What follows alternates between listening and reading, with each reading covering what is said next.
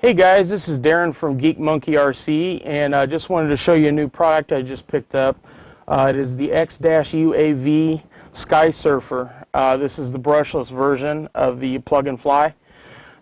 This is receiver ready, and this also you'll have to have your at least a 4-channel transmitter, and you'll have to supply your battery and your charger for it. I picked this up at generalhobbies.com, and I picked this up for 70 bucks. Really excited to get it put together and flown. So just thought today I'd go ahead and do a video showing what's in the box. I know when I look for planes and things like that and helicopters, I want to see what's inside the box before I buy it. So I'll show you a little bit about what's inside the box, and we're also going to cover a little bit of the basics of putting it together. So go ahead and sit back and enjoy, and we'll go ahead and open this up and take a look what's inside. Again, this is the brushless version, just some stats on it. This already has 4 9-gram servos installed on it for your ailerons, one for each of those, and for your rudder and for your elevator. This has a 20-amp brushless ESC motor control in it. It says a 2620 brushless outrunner motor, and this comes with a 5x8 excellent propeller that's real nice. This also is going to require, like I said, a 11.1 volt 3-cell 1300 milliamp lithium polymer battery, and you're also going to need a balance charger for that also, which I'll show you a couple of ones that I picked up. And also, one thing nice about this too is the decals are already applied to it, so you don't have to worry about lining anything up. It's already set up for you.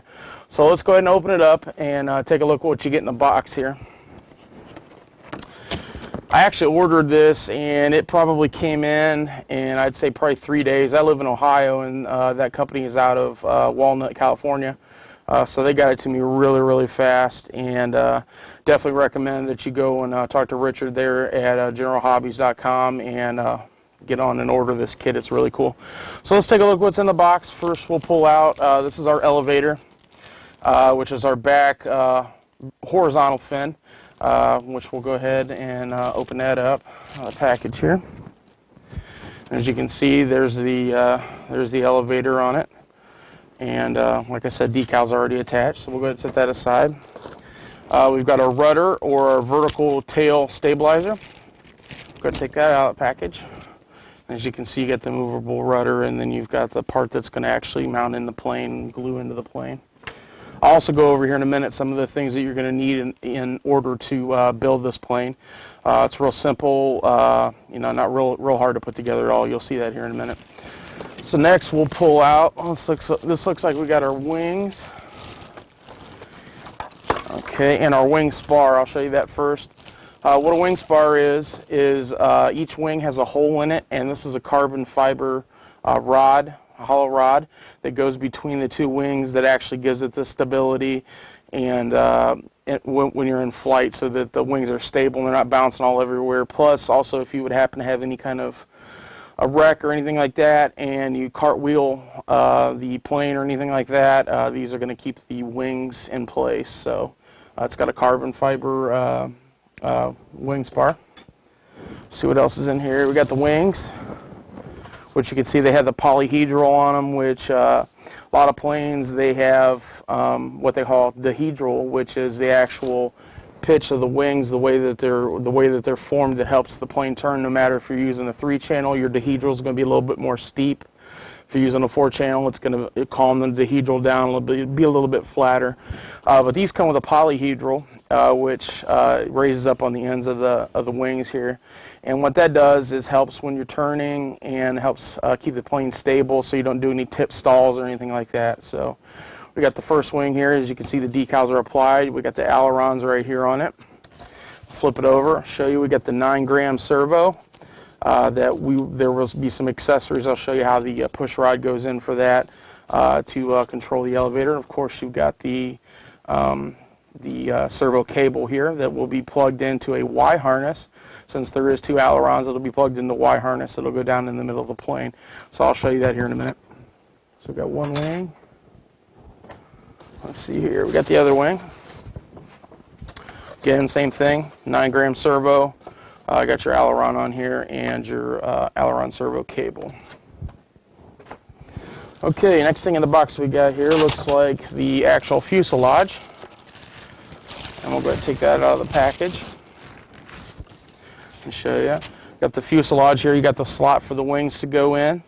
And you've got your magnetic canopy, which is really nice, so you can actually take the canopy off really easily and put it back on real easily just by lining it back up, and the magnets hold that on. It's very strong. There's the nose of the plane. They've improved this, actually put some stuff on the bottom of this to help protect for belly landings. This plane doesn't have any kind of landing gear or anything like that, so this is a hand launched plane. So you will be launching it by hand, and so when you land, that helps out if you land in gravel or grass or whatever, and it's easy to kind of clean off and wipe up.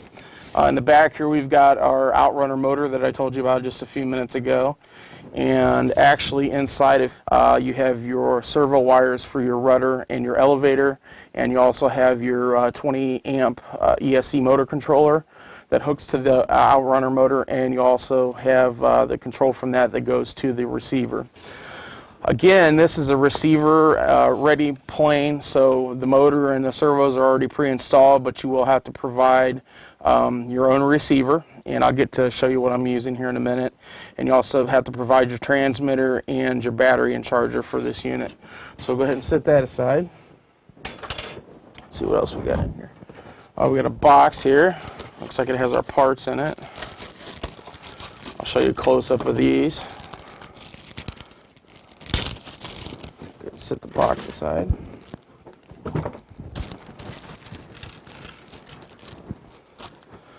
Okay, included in this box looks like we've got 3 pieces of hook and loop tape or Velcro. Looks like we have 2 of the aileron servo push rods with the clevises on the end that'll be hooked to the control horns that we're going to be gluing on. Here are the 4 control arms that will be going on to the actual control surfaces, as far as like the ailerons, the rudder, and the elevator. So we'll set those aside. We had that Y cable I was telling you about that we're going to hook our 2 ailerons into, and that's going to go down through a little slot in the middle of the plane, which I'll show you here in a minute, and that'll also plug into a receiver for your ailerons. We've got our 5x8 propeller, which is just a really standard propeller. We've got also some hardware here. We've got 2 little servo wire, I would say they're like little containers, or what it is, these plug into the servo horns, and then they have a nut on the other side, and then in the middle here they have a hole that the servo wire will go through, and then there's a screw here that you can clamp down. You can use some Loctite on that to make sure that the screw comes in and out real nice and easy. So we have those. Let's go over a few of the tools that you're going to need to complete this. You're going to need some Super Gold. Well, I use the Super Gold brand. It's from my local hobby shop. This is CA glue. This is 100% foam safe CA glue. You need to make sure you have foam safe CA glue for your build, because you will be gluing things like plastic to foam. So this is the stuff you need to get. Good to have a flat blade and a Phillips head screwdriver, and it's nice to have some needle nose pliers to be able to pull the servo wires and stuff through the little tunnel in there and move anything around that you might need to move around. So let's go ahead and take a look at this and see what we need to do to get it built. Okay, we'll start out with the fuselage here. We'll go ahead and take the canopy off, and as you can see inside, we've got 2 servo wires that connect to the servo for the rudder and the elevator. So we'll go ahead and set those 2 aside. And then we've got our 20 amp brushless ESC for our outrunner motor, which has a battery connection on it, which is called a Dean's connector. And this point comes with the Dean's connector male on the end, and also has the throttle control for the actual that you'll be plugging into the receiver. So we'll get to that here in a few minutes, and we'll take a look at that. But that's inside there. As you can see inside there, there's a lot of room inside this plane. They designed this very well to handle FPV or first-person video. So you can put a lot of your equipment and stuff in there. and just as long as your center of gravity is set right, this is going to fly great. You can hook your camera onto it. I've got a little 808 keychain camera that you can hook to it that I picked up off of eBay, and you can just Velcro that to the inside of the unit.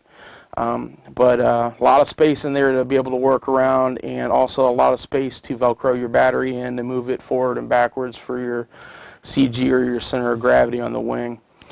So that's pretty much what's inside the cockpit here. So we'll go ahead and put that back in there, and we'll put our magnetic canopy back on, set that aside. Then we'll go over to our, we'll go ahead and start with our rudder and our elevator. As you can see here, you want to just take the control surfaces of the rudder and kind of move it back and forth a little bit, about 3 or 4 times. You don't want to loosen it a lot because you could weaken the EPO foam, which is, this is made out of EPO foam, which is very, very strong. Can take some bumps and bruises, so you don't want to do that too much. Also, you'll notice on here there is a little footprint right here for those servo horns that I was talking about earlier. That's what these are here. And what it is these are perfectly set. They have a little strip across the bottom and 2 little spikes that actually will go into the foam. So you're going to actually want to do this. You're going to want to take, you'll see the side with the 4 holes in it, and you actually want to take that and set that towards the front of the plane. So when you're looking at it, you want that facing the front of the plane. Same thing with the elevator. You'll flip the elevator over and you'll see one of those, and you'll want to have the 4 holes or the straight side glued into that footprint right there. So what you would do is just simply take some of your CA glue. It's good to start right here because you can get some of these things put on and they can go ahead and start getting dried before you actually assemble the whole thing. So put a little bit of CA glue on the bottom and hold those into place until those are starting to cure. Make sure you have them lined up in the footprint real well. So that when you put the servo arms and things like that on, that they will fit well. So you want to do that with the rudder and with the elevator. So you want to glue those in to make sure those are nice and glued in before you put any kind of tension on them or starting to put the plane together even anymore. Okay, that brings us to the wings. We've got our wings here, again, like I said, with the polyhedral that helps when you're steering the plane and stuff, helps bring the plane around as you pull back on your elevator. These help a little bit more to assist you with that, and causes the plane to be some more stable also. So what you want to do is you want to take the ailerons and you want to go ahead and bend those a little bit. Just make sure they're free from the sides of the EPO foam, and you want to bend that a little bit. And you'll notice on each one of these there's also another one of those footprints that you'll be taking a control horn and be mounting on there. And what you'll do is, again, you're going to want to face the side with the 4 holes and the straight edge, the 90-degree edge, towards the servo. So once you have those glued onto the wings, you'll have those glued into place. You can take a screwdriver, or if you can get your finger down in there, it's probably easier to use a screwdriver, and you can pull the, very carefully pull the servo horn up that's in the servo. Also, another technique is you could wait before to put that stuff on and center the trims on your remote and go ahead and power the plane on, and they will actually jump into a 90-degree position. But right now, I just went ahead and pulled it up to show you how we're going to put the arms on for the servo. So we've already got our servo horn mounted on our aileron. And then we'll grab one of the servo arms with a clevis on the end, which is the little black clip. And what we'll do is we'll slip that through. There's 4 holes also on the servo horn. So you're going to come from the inside of the plane, and you're going to slip that through the second hole. And you're going to slip that around and pull that right back around. You're going to want to make sure your clevis is centered or flat. And then you're going to go ahead and hook that to the second hole on the servo horn that is already mounted to the aileron, and that will complete your installation of that. When you turn your radio on, like I said, keep your trims in the center, and if you see any gaps in the aileron and the wing, you can go ahead and make some adjustments by taking the clevis and turning it left or right to pull it forward and backwards to make your adjustment. So that's pretty much what you want to do with both of the wings. So you want to make sure that you get those little control horns on there and get them glued and get them in place and get them dry before you actually start messing with the servo horn. So actually a good thing, you can actually put the servo rods on probably last after everything's dried. Okay, so we also have the wing spar, and what this wing spar does is there's a little hole in here that it's going to go down into. You can put a little bit of CA glue on that if you want to keep that down in there nice and tight. But this also, what it does is it joins the two wings together. So let me show you how that works. Just put it in the other hole over here.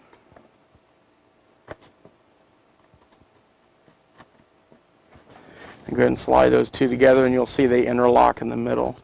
So that's actually what you're going to do is you're going to stick the one end that has the wing spar on it through the actual fuselage here.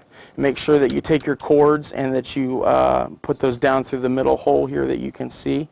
There's a little middle channel in there, and you can actually put your Y harness on after you get those in. So you want to go ahead and drop the servo wire down through the middle of that. And make sure there's no slack in there. Just go ahead and make sure. Put a little bit of CA glue around the edges of the wing where it fits into the fuselage. And you can put a little bit of CA glue in the fuselage also. So you got your one wing on. You'll want to go ahead and let that stand up and dry. So you got your one wing on. What's cool about this plane is the wingspan's 55 inches. And I've found, especially with EPO flyers, the foam flyers, if you're a beginner or you're just starting out in the hobby, it's really, really cool to have a larger wingspan like this. It's a little bit easier to control, a little bit easier to see in the air. In fact, if you want to, you can take a marker and put some black stripes, with a Sharpie on the bottom of the plane, so you can orientate from what is the top, which has the red and the writing on it, from the bottom, which has the black stripes on it. Also, another good color that shows up well in the air, especially in the sun, is anything of a yellow or a fluorescent yellow. So if you wanted to get some foam safe spray paint and maybe mask that off and make a couple lines on the bottom, that will help you with your orientation as it's flying back towards you. You'll be able to see the bottom of it. So then you'll just go on with the same step here. You'll put the wing spar on in through the other wing and go ahead and put that into the middle. Put the servo wire down through the middle channel and go ahead and put some CA glue around the edge of the wing and everything like that. And you'll go ahead and slide that into place, making sure the servo wire goes down through and into the hollow cavity inside of the fuselage. So that's pretty self-explanatory. So I'll go ahead and take the wings off. I'm not going to glue it right now. All right. Like I said, again, this is a really good plane for somebody that's starting out, that wants to try something, as far as RC planes. I came from an RC helicopter background, so I decided to get into planes about a year ago, and I started out with some foam kits like this versus the balsa kits, because those are a lot harder to repair. The foam kits, if something breaks off, something like that, and it's not real major, you can get the CA foam glue that I showed you here and glue those parts back on. So that's pretty nice about that. So we'll show you a little bit about the tail section here. You'll see the two servo wires coming out here that are enclosed in like a plastic tubing. And what those do is the bottom one here, the lowest one down, will be for the elevator, which is the horizontal stabilizer, and then the top one is for the rudder. So when you put the rudder and the elevator on, what you're going to want to do is you're going to want to go into this little cavity area right here, and you're going to want to put some CA glue in there, maybe a little bit up against the walls like that. And then you're going to take this, make sure that the lower wire is below it and the upper wire is above it, and go ahead and slide it into place. Hold it into place probably about 30-40 seconds to make sure you're starting to get a good bond with the CA glue. So that'll help that set up. And then once you have that in, you can go ahead and put a little bit more glue in this upper channel, and we'll go ahead and insert the rudder in and put a little bit glue of where it meets the elevator, and go ahead and make sure you get a good seal on that before you go putting your servo arms in. So we got the tail in there, so we would let that dry. But I'm going to go ahead and take that off for now. So that's pretty much how the plane itself goes together. I'll show you a little bit about the control horns now. A little bit of close-up here on that. you've got these little retainers wires, and what you're going to want to do is turn it sideways, and you're going to want to take one of these and put it through the second hole down, just like on the rudder. Just like on the ailerons. You're going to want to put that in through the second hole and put the little nut on there, and as you can see, the screw is in there, and there's a little hole that the actual wire is going to go through, and then you can tighten the screw down on that for your elevator and for your rudder. So those go for the back there. So we got that stuff, and like I said, you can put a little bit of Loctite on it. Will help keep it loose so that it won't stick in there or anything like that, especially upon an impact or anything like that. So that's pretty much how you put the plane together. I chose to use a DX. I'm a Spectrum guy. I use a DX6i programmable remote. This remote, you can pick these up for about 130 bucks. You can check on the site there and see what they have.